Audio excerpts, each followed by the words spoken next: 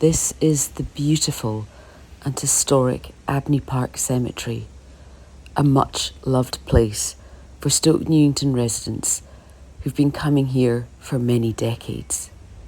It's especially enjoyed by our furry friends who come here to roam free, sniff, explore, and importantly, socialise. But this could become a thing of the past under proposals to ban dogs off lead in Abney, forcing them to go elsewhere. I just couldn't believe it. I thought it was cruel, short-sighted, stupid, ignorant. You know, walking here is like, it's such a haven, and it's such a place where you can just come here and like all your worries go, and you walk, and especially in the spring, you know, when you've got all the wildflowers and everything. And since this whole thing started, every time I'm here, it feels like a piece of like my heart has been broken. I felt it was a slight an overkill. I didn't know what problem they were exactly trying to solve, because there isn't a problem that exists as regards dogs on leads or off leads. Ready for your close-up, Mr. Arlo? I've been coming here for the last 25 years, nearly 30 years. We've been using the Abbey Cemetery for about 30 years to walk our dogs, and long before most people even discovered it. Hi, Peppa. Rocket. It's really a great release for the dog. It's lovely to walk around. I mean, the great beauty of this place is the dogs can just run free and be happy, meet other dogs. My dog Fergus absolutely loves Abney Park. It is his happy place. It's my happy place. We love walking there. It's just, everyone's very chilled there, and it is a sanctuary. I walk my dog every day, pretty much every day here in the afternoon. My husband walks the dog in the morning in Clissold Park, and I walk the dog in the afternoon here. And not being able to walk him here would just be awful. First, they're denying my right to walk with my dog.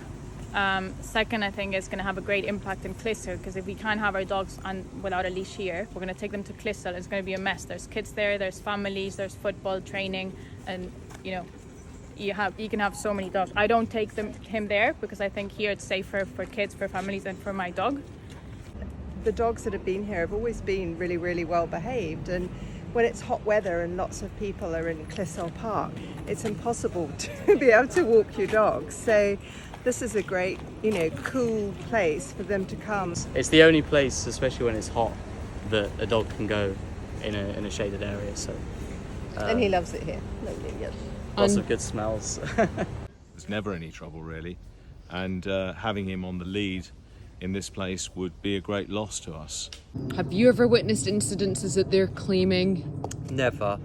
I've never seen anything bad happen in here at all with dogs. You don't get roughnecks in here with dogs. You get people, very responsible dog owners.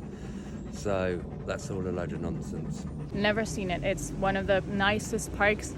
People are friendly, dogs are friendly. I've never seen an incident. People are just happy to have dogs around. I honestly am I don't know who these people are that they're claiming.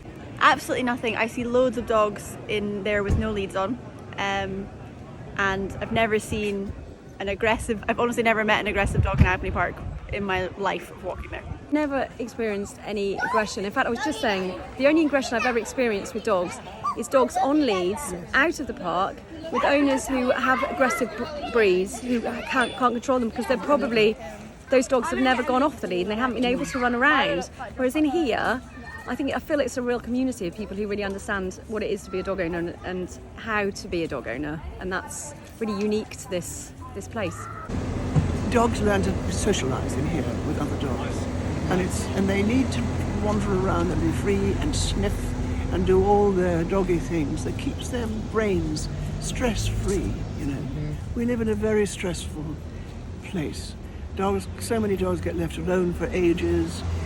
When they're on leads, they're then protective of you. They're quite stressed. And so if they see another dog, then they will, behave a bit, they will signal aggression.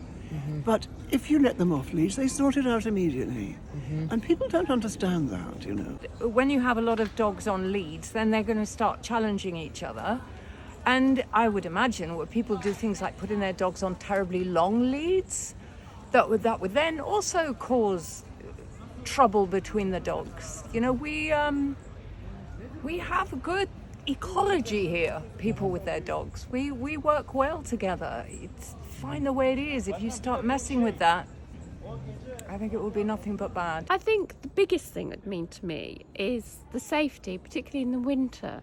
I think it's much safer because lots of people come here to walk their dogs off lead, big dogs, small dogs, lots of people all the time.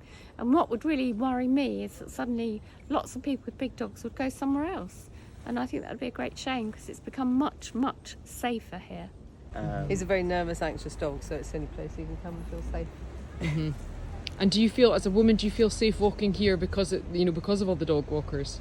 I never used to before the dog walkers came, so it's made it a lot safer because there's always a lot of people in here now. So yeah, I feel quite comfortable now.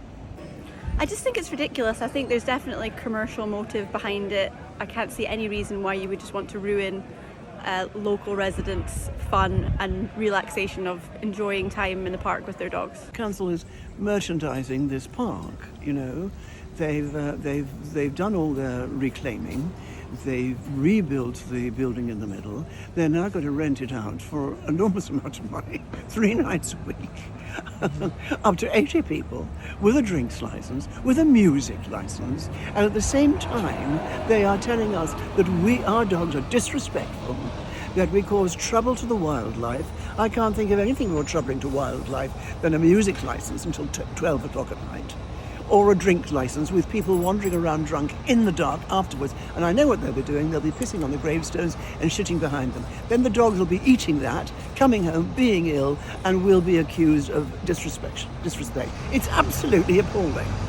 Well, it would just ruin my whole job. I'm here all day with the dogs that I walk for my job, so this would just ruin my life. Basically, I think I'd stop coming here, or certainly not come as often. I would not come here early mornings or late at night without my dog.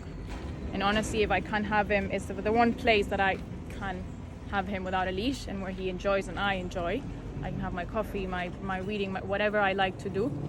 I won't come here anymore, and I wouldn't come without him for security reasons. And I haven't seen any signs that if they do that, they're going to put more security here.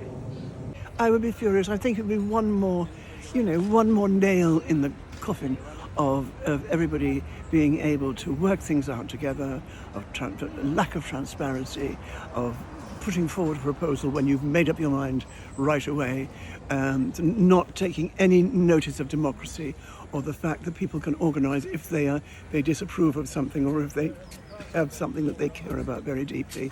It would be one more proof to me that beam me up, Scotty, basically. Please sign the petition, write to your councillor and respond to the consultation and save this, one of the last spaces where dogs can be free. Abney is safer because of dogs. If they're on the leads, there will be more aggression and dogs will be forced to go to other parks, making them overrun. Please help us and support us.